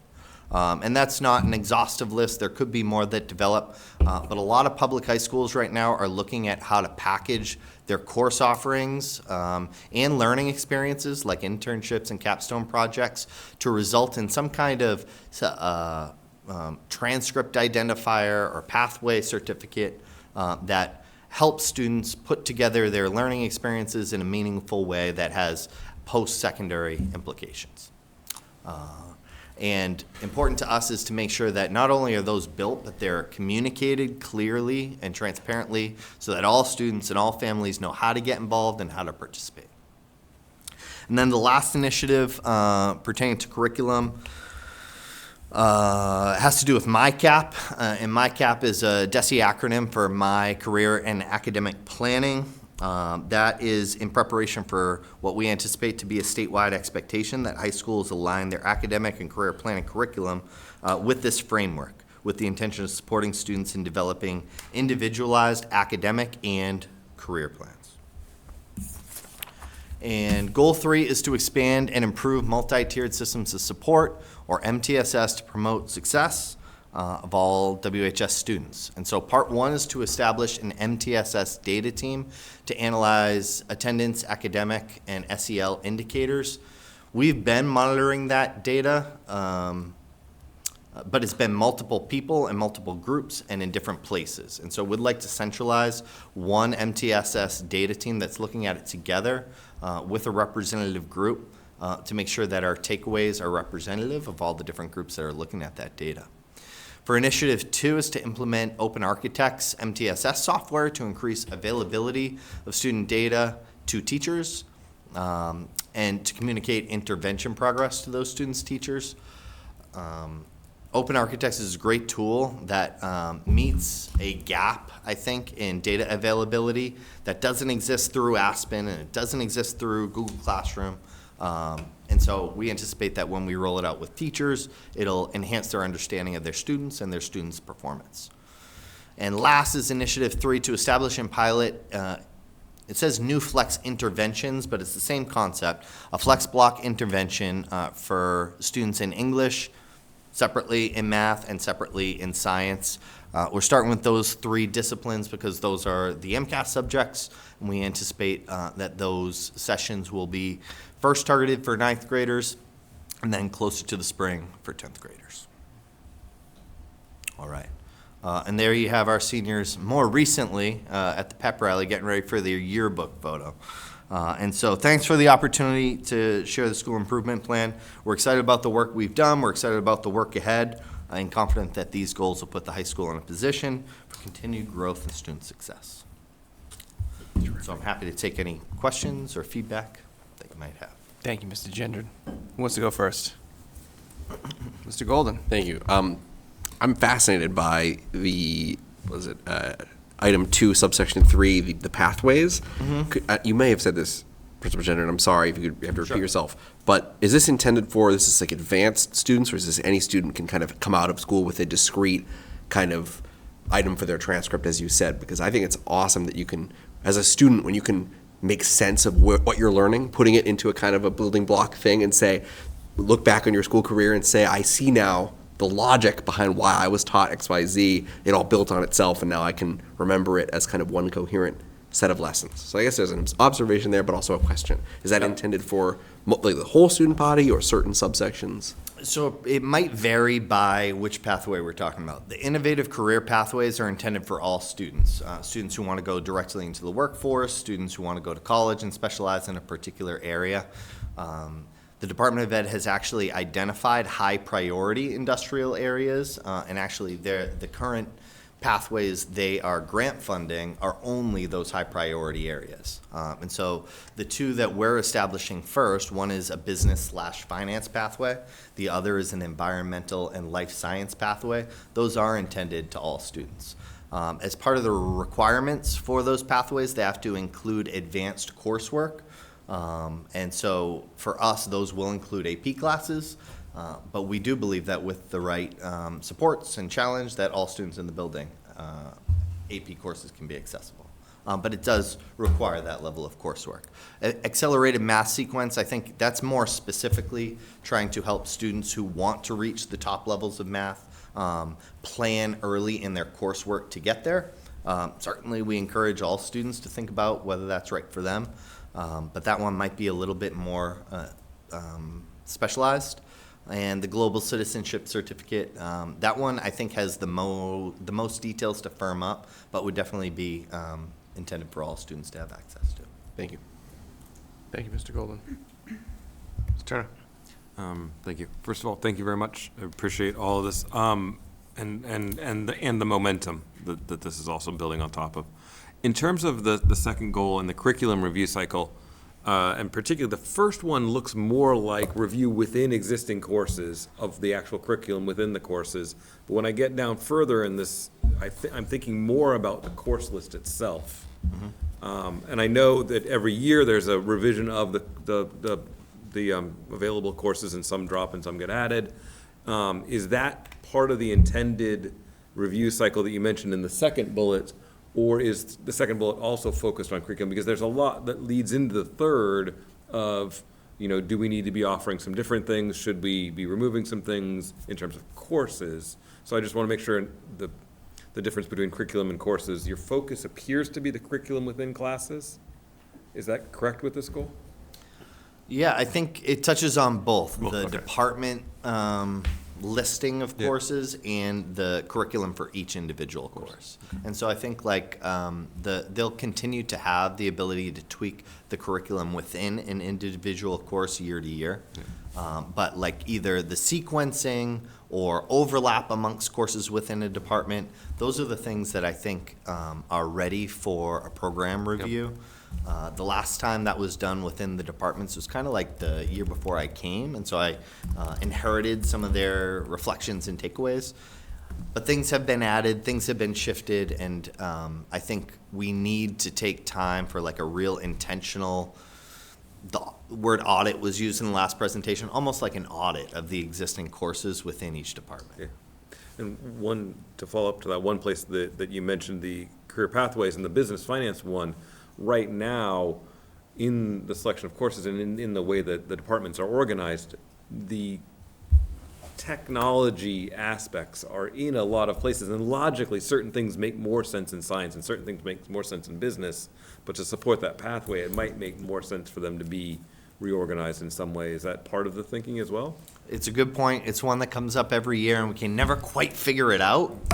So that, I think the pathways are a good extra boost to name that somehow. So that's definitely a good point. The other thing that we're realizing is in the business department, I think is a good example. Courses got added gradually over time, not necessarily on one day where they mapped out that this is the ideal progression through them. And so the pathway has also created some really thoughtful proposals about how to either rename or rebrand or reorganize the same content and curriculum, but across different course names. Which you'll see around program of studies time. And then one last little one, sorry. No, it's okay. Keep going. On Goal 1, Initiative 1, the instructional leadership team, is that meant to be like one from every department, or is that meant to be just whoever you identify or whoever volunteers? What's the makeup of that sort of Yeah, thing? good question. I went this summer to Holy Cross. Desi ran the Instructional Leadership Institute, and so I went with one of the CTLs and an interested teacher to get that answer. They recommended starting small with a hand-picked group of really exceptional teachers. Unfortunately, I had already leaked the concept of the instructional leadership team the previous spring because we felt like we needed to do some prep work that spring to start this school year in a position to really be moving. And there was so much interest that we had like a dozen teachers express interest, and I couldn't possibly turn them away. And so I think we're a little bit bigger than probably the design is on paper. But when you have teachers excited to talk about teaching with other teachers, like, I can't turn people away. So we've actually split, and we're offering almost like 2 PD strands instead of 1, and each one has about, the smaller number of teachers. It's roughly representative. We have one from most department, not all. We have Colleen Billings, who is our English learning education specialist. We're consulting with some special educators. So we're trying to make it as well-rounded as possible, but not so big that it becomes unwieldy. And it's, I think, something that the size and the shape will change certainly throughout the life of the school improvement plan as we learn about what works for us here. But certainly beyond the school improvement plan, as this hopefully takes root and becomes an important part of our peer-to-peer collaboration. Got it. I think that the fact that you had that number of volunteers speaks both to your leadership on these types of topics and the quality of the teachers that we have in the building. I think it's kind of fantastic to hear that little anecdote, and I really appreciate that. Yeah, So and thank just you. to double down on that, like, the best part of my day is going department to department. I'm a social studies teacher by trade, and I never, realized how much fun it would be to watch, a great math lesson or a great science lab or, an English teacher, really lead kids through self-discovery of literature. And so that's really part of the model of this. The vision of this is not just for social studies teachers to be doing peer visits, but for them to be observing colleagues across disciplines to really feel and experience and define great instruction. Thank you. Ms. Lord? I was just going to add to that. I was curious to hear a little bit the logistics of the ILT and where is that during PD time or on team time? When do you foresee that teachers, and I think you talked about inquiry cycles. So I'm curious to hear a little bit more how that would happen. So the ILT is meeting outside of school time. So that's an in-service team that they are part of. And we're using faculty meeting time for them to present to their colleagues. And so that was actually our last meeting. We had the teachers could self-select to participate in one of the 2 inquiry cycles. One is based on lesson-specific best practices, and so there was a presentation on best practices in the opening of a lesson. That happened here. Another group is trying to pinpoint best practices that improve attention stamina in students, and so they did a presentation on close reading strategies in the library. And so the expectation is over the next couple of months, teachers will implement one of those, whichever strategy they attended, they'll implement that in their classroom. We have a peer visit form that a colleague will fill out as they watch the teacher, providing supportive, warm, constructive feedback about what they saw. And then the ILT will analyze that peer visit data to determine are these actions and instruction in the classroom having the intended impact? Are they moving instruction forward? And then they'll report back. to the faculty, and again, in a faculty meeting. And so, that's like the intention of the inquiry cycle, and then when they're looking at the conclusions, that will inform them if there's more work to be done in these particular areas, or if, it's time to look to a new topic. Yeah, and you kind of addressed, my second question was going to be, are there particular instructional practices that you think either are already or will come up as maybe ones that you focus on school-wide? Are those a few? Are there any others that you think are key things that you want to? So I think the bigger buckets, one, attention stamina has been identified by our staff, and I would argue our MCAS data as an area of focus. So close reading strategies was determined by ILT to be like a really concrete way that we might think about building attention stamina rather than just tackling that kind of intangible phrase. At the same time, last year we had a book PD based on a Kennedy book called Let's Stop Teaching and Start Designing Learning, where a lot of work went into understanding the opener, the instruction, the student work session, and the closing. And so we wanted to keep that PD available because it was kind of a self-select process, not so much like a building-wide PD. And so I think that will be like a parallel ILT-led initiative. Great, yeah, that all sounds great. And I appreciate it too, because we just know those effective instructional practices make such a difference in kids' learning. So it's exciting to hear the work you're doing. Thank you. Thanks. Thank you. Dr. McCauley? Sure. Just one question, and a lot higher level than some of my colleagues' ones. Thanks a lot for providing the goals. They're very clear. I think they make a ton of sense too. Which one or ones do you think will be your biggest challenge to achieve? And for those that you think are going to be the challenge, what extra support, if any, do you think you will need to achieve them? Good question. I think ILT, honestly, will be the most challenging because it's the most open-ended. It's the one that I think this building has the least experience with. I think our CTLs do a great job of like supervision and feedback. Our assistant principals do a great job, but those are like very traditional formats of instructional feedback. In the teacher contract, a professional status teacher's contractual requirements is one formal observation every other year. And so the goal of the ILT is to really establish a culture of like colleagues coming and going, giving supportive feedback, and like creating that is really challenging. It's impossible in a building where teachers aren't open to that, so I'm so thrilled to see that our teachers are. But like guiding them to that outcome is really challenging and tricky. And so like as our ILT would probably attest, our meetings start with an agenda that's really tight, and I think that's how it's gonna go. But when you have that many passionate educators talking about instruction, it ends up zigging and zagging all over the place. And not in a way that you want to cut it off, because it's all really valuable collaboration, but it's going to be the most challenging, I think, to land that plane in the airport we're looking to land in. And I'm certainly open to that evolving in the direction that group steers it, but I think for someone who likes to know really clearly where this should end up, trusting our colleagues that a little bit of variability is okay. I think that'll be probably the biggest challenge in this plan. Okay, great. Thank you. Thank you. Dr. Bryson? Sure. As always, impressed. Love it. It's great.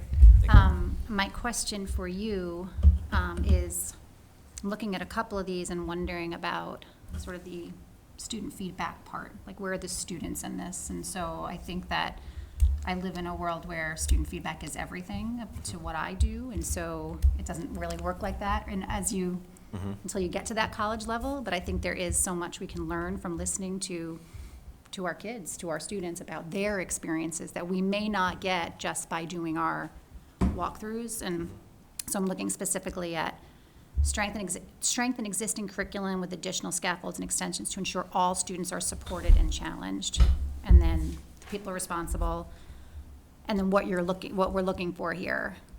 What I'm just wondering about is where where are the kids?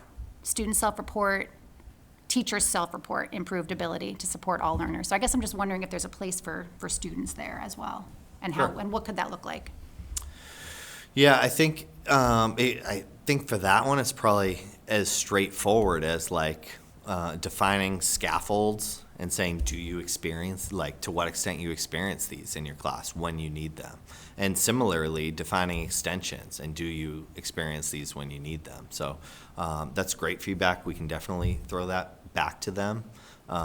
I definitely think in terms of like curriculum and courses, the greatest student feedback and currency is the courses they select to take.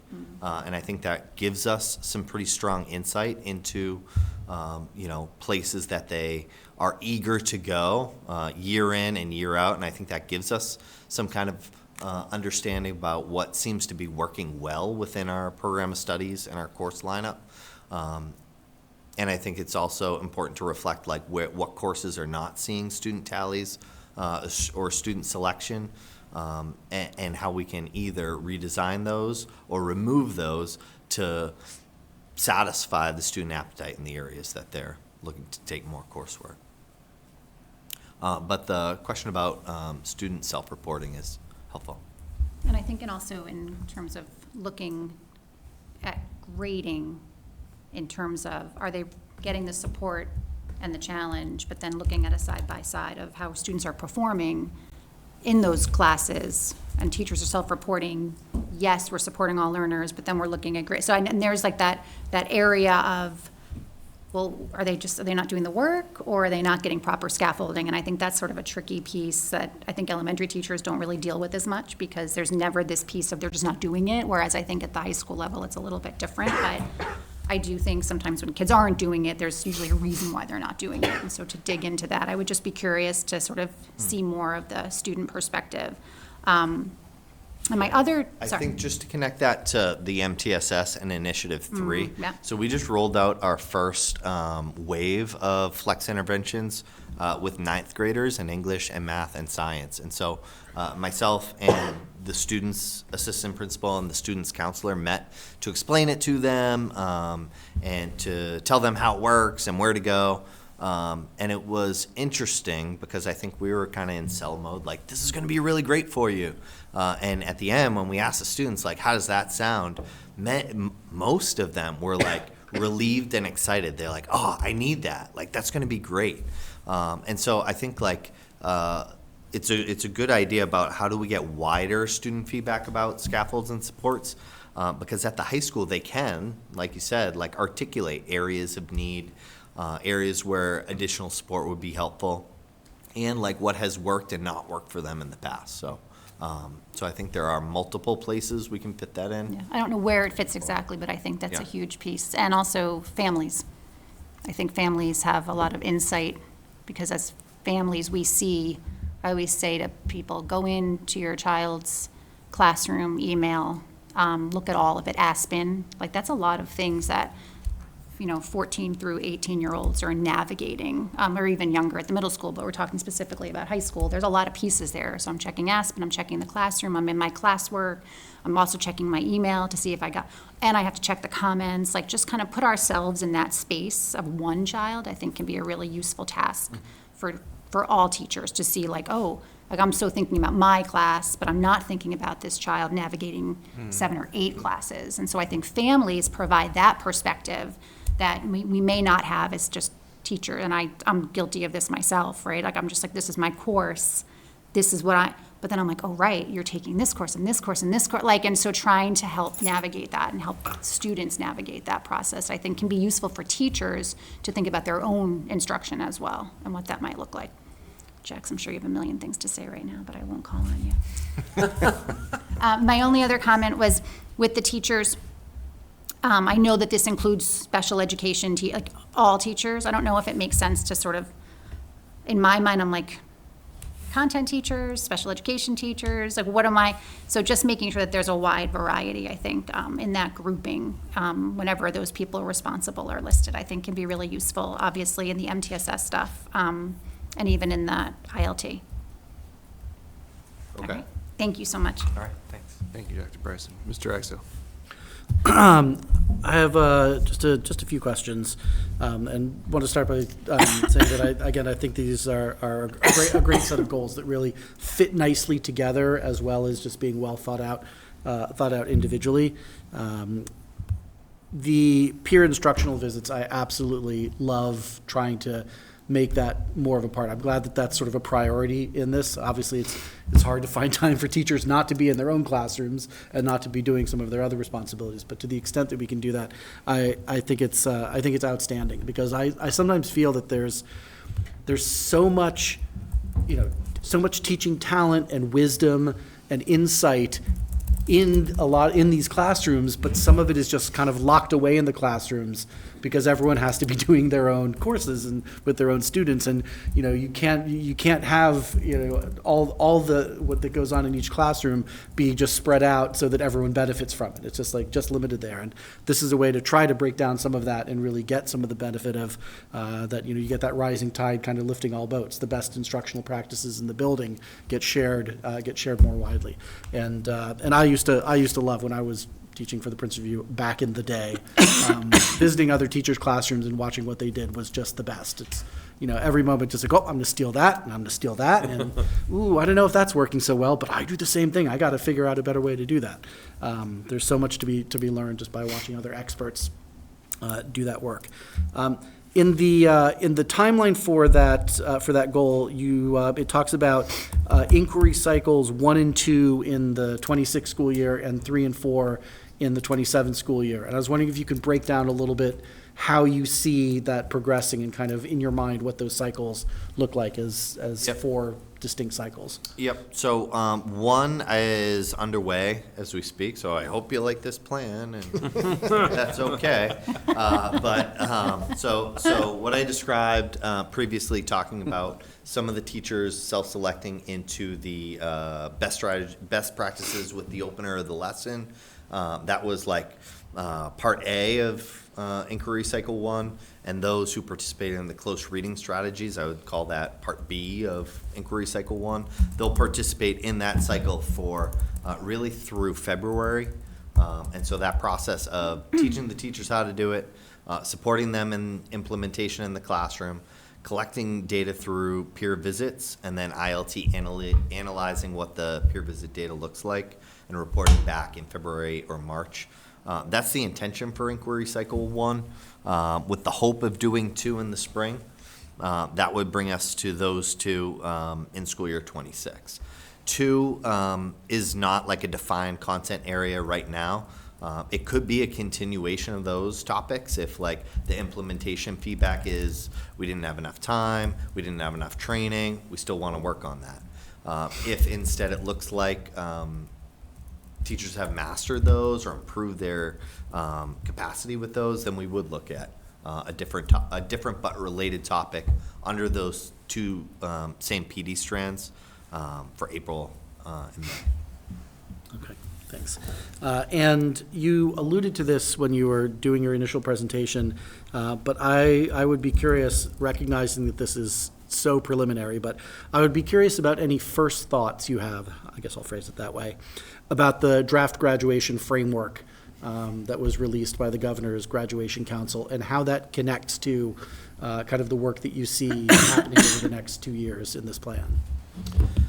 Yeah, I haven't had probably enough time to study and process the guidance. I like, in concept, more consistency across the state about what students are supposed to learn and be able to demonstrate outside of 1 or 3 high-stakes exams. It seems like perhaps there's a little confusion where, in my previous understanding, that the competency determination would be based on both coursework and demonstration of mastery, which I think a lot of districts took to mean things like final exams or capstone projects or portfolio assessments. And it sounds like perhaps the graduation requirement council and committee will be putting forth their own suggestions of what the mastery should look like. So I guess I got to wait and see a little bit of what degree of guidance comes with that, or what autonomy districts are going to be either given or told to assert in those directions. So I guess I would have to wait and see. Thanks. Thank you, Mr. Ragsdale. Final questions, Ms. Can I ask Lord. one more question? Sure, I'm just sorry, now I'm please. going through them a little more. So for the last one, I'm just curious to know what the current state of MTSS is. Where we're talking about establishing it, implementing, and just to understand a little bit better where we're at and where you're going with that. Sure. So in the last school improvement plan, building an MTSS map that accurately lists our academic interventions for tiers 1, 2, and 3, and our non-academic, being social, emotional, or behavioral, for 1, 2, and 3. We successfully mapped those. We have them all in a linked resource for families, where if you click any of the interventions, it has like a description page that just describes like the eligible students or criteria for eligibility, how it works, who are the people involved, what is the intended timeline, and some things like that. What Mr. Kyer was talking about in terms of auditing, I think auditing is a good word for what phase we're in right now. We have some that have been in place for many years, look great on paper, but like either struggle to connect students with the intervention or service a smaller number of students than I think they potentially could. And we're hoping that really that's where MTSS software or open architects or our increased capacity to make those connections is like the next step for us. So we know what's currently available. We have a good sense of who's involved and like how many students are involved in each of those interventions. So I think we're now at the point of determining like where our gaps or needs and what's working really well. One of our gaps or needs was in the academic tier 2 area for a student who, let's say a 9th grade student who underperformed on MCAS, has I-ready scores or English I-ready scores, but like have screening scores suggesting that they have gaps or, would benefit from extra instruction. What can we do? Our answer last year was we can make their classroom teachers aware, and their classroom teachers can try to remediate those skills in their, tier 1 instruction and during flex. But we're glad this year that we can have a designated intervention block where either concepts are being retaught or extra practice is being delivered or extra feedback is given by teachers. So I guess that's like one area where we mapped them out. We figured out what's working well and where we might need to improve. And then this school improvement plan outlines how we'll try to fill that gap specifically for tier 2 academic instruction. Great, thank you, that's helpful. Thank you. Last chance. All right. Okay. Thank you, Mr. Gendron. All right, thank you, Roll Cats. Appreciate your Good night. time as always, Roll Cats. All right, our last item of new business, FY25 final financial closeout report, Mr. Simmons. Presentation. Okay. Chair Fennelly, Vice Chair Bryson, school committee members, Superintendent Thompson, Wilmington community, good evening. What I'm going to go over with you is the FY25 financial closeout. Prior to doing so, though, I would like to acknowledge my predecessor, Assistant Superintendent Rosario, as well as my right hand there, Assistant Director Selly. So again, what we have is the FY25 closeout. I'm always impressed when we can forecast 18 months in the future and do well. So the Wilmington community approved the budget of $49,445,217. What was spent was $49,440,187.97, which left the community in a district in the black of $5,000, more or less. And beneath, you will see, according to different areas like the central office or schools, where the budget to actual was over or over or under. So I'm willing to take any questions should anyone have any. Thank you very much, Mr. Simmons. Questions, comments from the committee? Dr. McCauley. Yep, I have one. Yes. So thanks for putting this together, and really great to see that we're on budget for fiscal year 25. That's it's something that when it happens, everyone's like, okay, and they shrug, but if it was the other way around, there'd be questions right now. So I just want to give credit where credit's due. Very hard to manage that, and to be on budget is great. Only question I had was when looking at the line item deficits, the substitute salaries jumped out at me a bit. It was running $893,000 deficit. Was wondering if you could please explain how this is budgeted and why such a relatively large deficit was realized. No problem. So it is budgeted on an average as if we were going to get a sub and hire them ourselves. And so that's at the cost to the district of about $120 a day. But what's been happening because of just maybe a lack of interest or specialty is that we've had to contract it out to different contracting agencies. So that's at the cost of about $300 a day, $50 an hour. So it's just we're paying a premium for the service.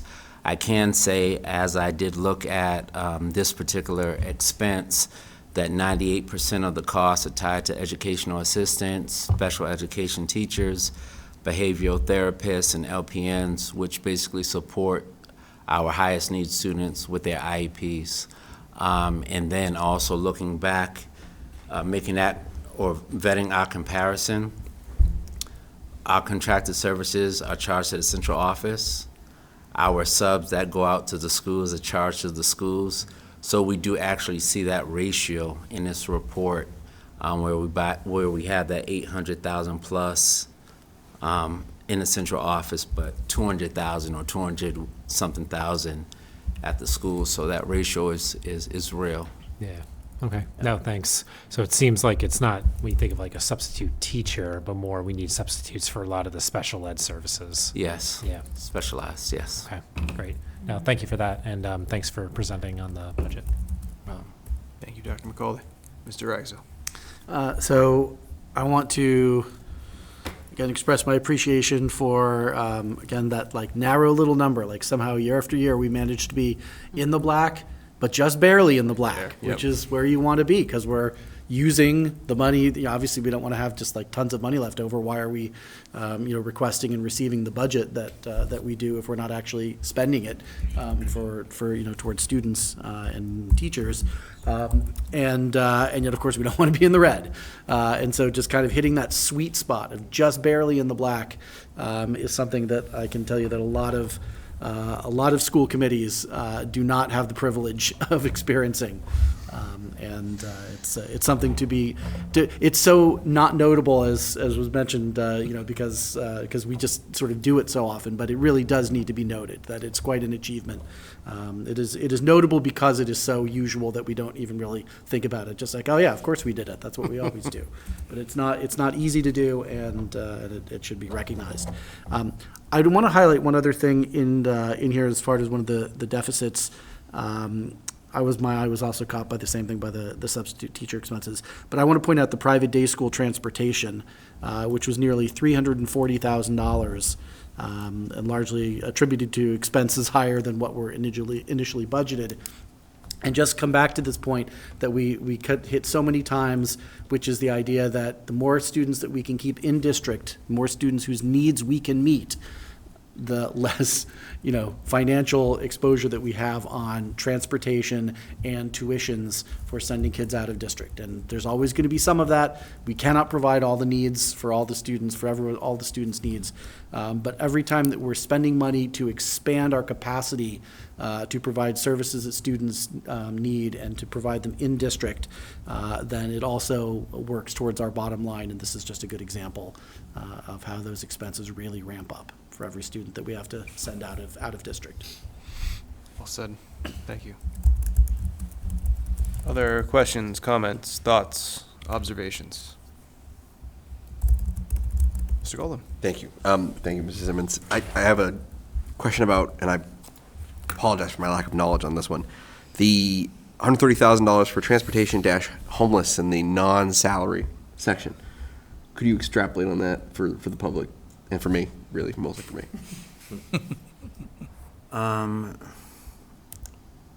So for the homeless and foster care? Yeah, just like what's going on with that one? I do not know the direct answer off the top of my head. I would assert that we've budgeted a certain amount based off of the homeless kids that we had in district at one point in time, but since it's a transient population, as they come in, we still have to provide them transportation, and so that would exacerbate the cost. Right. So for the folks at home, just understanding too, like, one of the other things that school districts have to contend with is children that are transient, but we still have to serve because they're part of our community. That's correct. And just how that's an additional, much like transportation, much like special ed substitute services, these are all the costs that are contributing significantly to the budget. That's correct. Thank you. No problem. I just want to reiterate basically what you said. So again, this would be like 18 months prior to, so we don't know anything could happen, and then we might have an influx of students for whatever reason, and yes, we would have to service them. Thank you. That has to be one of the hardest things to predict, and it changes, it's so fluid in any individual circumstance as well. Yep, you could be doing great, and all of a sudden it takes a turn to the left. Yep. Thank you. So, because I think he might appreciate it, and not to set the standard or anything, but the margin here we're talking about is not within 1%. It's not within 1/10%. It's 100% on nearly $50 million, $45 million, excuse me. So it is the level of, excuse me, 50. The level of precision is really, really high, and so I just wanted to point out that the percentage is pretty outstanding, and to Mr. Ragsdale's point, is pretty consistent. So, and to all joking aside, it's part of, I think, why we have a good partnership with the town. A lot of, as Mr. Ragsdale mentioned, a lot of towns and districts sometimes are struggling with finances. We've been able to work with them to set good budgets, and we've been able to live with those budgets consistently. And it's a testament to the district as a whole, particularly the financial leadership, but also the leadership of the district overall. So, thank you, and thank all of you. And it's really very good to see. I would echo that, absolutely. Thank you. Anything else? Okay, hearing nothing. Thank you, Mr. Simmons. Thank you. That concludes new business and brings us to our one item of old business, a cell phone working group update. Dr. Thompson, you're going to take this one. I am going to take this one, but prior to that, I just, while Paul's putting on his coat, Paul just couldn't stay away, so, but we do appreciate. We've talked about Paul more when I'm sitting in the audience. Yeah, exactly, but I just want to publicly thank him for all of his service here to Wilmington. I know you folks join me in our appreciation for him. My only regret is I only had a few months to work with this great individual, this great man. It was kind of funny, weird coming in and not having to navigate around a black sedan sitting in the driveway that always seems to be there. But I'm trying to find my way. But I just want to say thank you to him, and thank you for coming around. And he's still taking my phone calls. It's a great idea. It's great. So with that, I will move on to the cell phone working group. There is a memo in your packet. I'm not going to read the memo to you, but just so you know, Aaron Durham is reconvening that group to look at past data, and they're going to bring that group together in December. Probably hit Gear 2, Gear 3 after the December break. But the task will be to review bell-to-bell cell phone policies in surrounding districts and explore media literacy curriculum that would accompany any policy change. And finally, the group will identify ways to provide educational outreach to students and families and come back with a recommendation this spring with enough time to implement for next fall. So that is the update on that. Thank you. From the group, Mr. Ragsdale, anything else? Yeah, and Mr. Golden and I can actually give a little more color on that as well, because we, in fact, yesterday had the first meeting Breaking news. of this group. So I don't know if that's a subcommittee report or follow on to this. But I can in fact report that we did have the first meeting of this group with some old faces from last year's group, as well as some new people. And as Dr. Thompson said, a focus this year on implementation. So last year we were kind of looking for recommendations for a direction, and now that a direction has been chosen, and it's also clearly the direction that many other states, we heard in, that New Hampshire recently passed this law. Such a law has also been introduced into the Massachusetts Senate. We don't know when the legislature might finally get that through, but it pretty much looks like that's coming sooner or later, and there are reasons for it, so we're moving in that direction as well. And that our focus is again going to be starting with some research in terms of, well, what are best practices out there? As I said, we're not leading the charge here. There's a lot of places already who are doing this, and so there should be some good lessons learned and best practices available for us to look at. We also want to make sure that we have whatever implementations we have, that they're also kind of building and age specific. It doesn't necessarily have to look uniform throughout the district. The needs and the issues are different in different buildings and different ages. So we're also going to be considering, we have leadership from different schools and different levels of within the district in order to do this. We're going to we're still breaking up into the various teams in terms of what the sort of the assignments, which is how we did it last time, that there were kind of subgroups that would look at specific issues of this. And we're going to also circulate this widely to the community, because we need people both to know that this is going to be coming, but also to help us understand all of the issues that are involved so that they can all be addressed. Because there are certain, there are lots of questions that come up. It's like, well, if not this, then how does this happen? How does this work? How do I do this? How does my child do that? And so forth. And so we're going to be connecting with the community as well to make sure that we're considering all of the different sides of this and what needs to be addressed in any policies. And then plenty of time before they go into effect for people to kind of think through and make any adjustments that are necessary. Perfect. Very good. Mr. Golden, anything to add? I couldn't capture it as succinctly as if I tried. Mr. Ragsdale detailed everything. Very good. Questions? All right. Hearing none. That concludes old business. Thank you. Look forward to the next update. Moving on, subcommittee reports other than the work group. Any subcommittees have anything they want to update? Mr. Turner. Just a quick update on the budget and facilities subcommittees met again this evening, and just reviewing where we are with the budget process, learning and understanding the budget drivers, and the process is moving forward. Always a significant, massive amount of effort on the part of the district leadership. Excellent. Thank you. Dr. McCauley. Yep, just an update on the outreach subcommittee. So we actually had a good meeting with Christine Elliott this week to see where we can align with some of the goals out of the strategic plan for the district. We're hoping to do is over near term, try to get an action plan set up that we can bring to the committee eventually. What we've been doing the past couple of months is just trying to understand what's the current communication space, like where we think we can have effective outreach, like what do we want to do as a school committee to outreach to the community. So it's been good conversations. Now it's time to put together an action plan of it. Great. So, yep. Excellent. Thank you. Mr. Ragsdale. And just one more update is that since our last regular meeting, the school building committee also held a meeting and got some design updates and budget updates on the project, and there's a lot of more work, a lot of work and tests being done and borings being taken on the site. There's a lot of site work happening. All of this kind of preliminary to getting to a final design so that we can break ground. Awesome. Thank you. Okay, hearing none. Correspondence? None this evening. Are you going to handle future school committee dates and other Sure. notable items? Although I will ask one one question. The band was last night and was canceled because of the snow. Postponed. Excuse me. Right. And thank you. It is now on the district calendar. It's been updated. Yeah, December I think 18th. it's, next Tuesday, correct? Thursday. Thursday. The 18th. Thursday, the Okay. 18th, okay. So that one's an addition too. So, future school dates, school committee dates and other notable items. On the 4th of December, the K through 5 early release for parent-teacher conferences.